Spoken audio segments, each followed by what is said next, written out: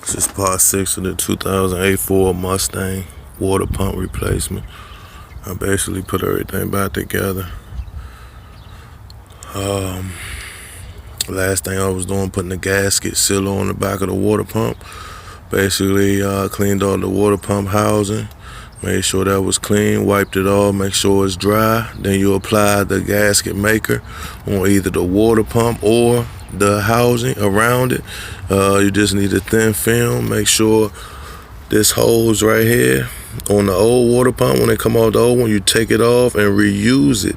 If it's not bad and it's not gummy feeling or brittle and it's not cracked up or dry rotted, you could use that hose again.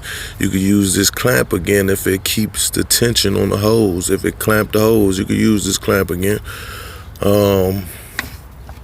Basically, you're gonna put the water pump on by pushing it down here, and then putting the hose, line the hose up to the thermostat housing.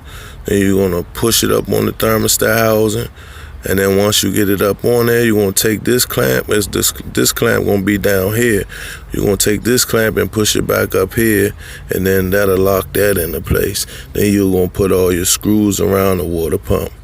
Then you're going to tighten them all up in sequence. So you got to find the torque sequence of all these bolts, because you don't want to over tighten them because they small, they'll break fast. So try not to over tighten these bolts. If you're doing it by hand without the torque sequence, just make sure you tighten them all in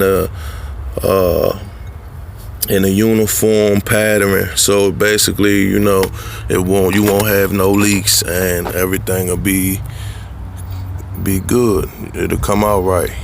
But the best thing to do if you're a beginner and just starting off, make sure you find the torque sequence and the torque for each bolt, because you don't want to break these bolts off. Basically, I put back on this idle pulley. I put back on the water pump pulley, tighten them bolts down. I put back on the serpentine belt. If you don't have a belt diagram for the serpentine belt, you find a belt diagram, but it's rather easy to put on. As you see how it's running, and go that way, go around that, go up there, and go around there. Okay. Alright, the next step I will be doing is putting this thing back together up top, and then put the antifreeze in. The recommended antifreeze is 50-50. Take about 2 gallons of antifreeze, so put 2 gallons of 50-50 in here.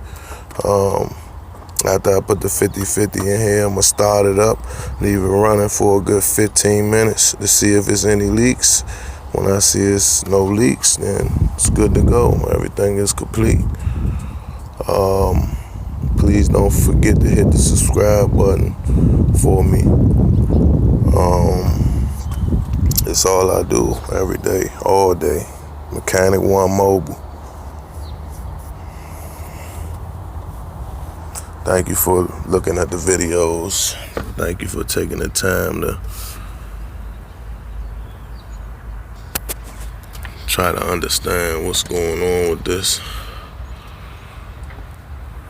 water pump situation.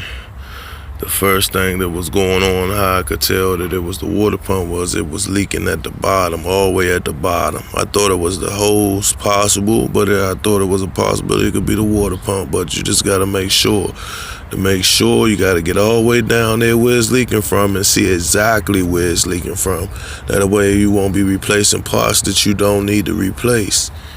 So just make sure you got all your ends covered on that.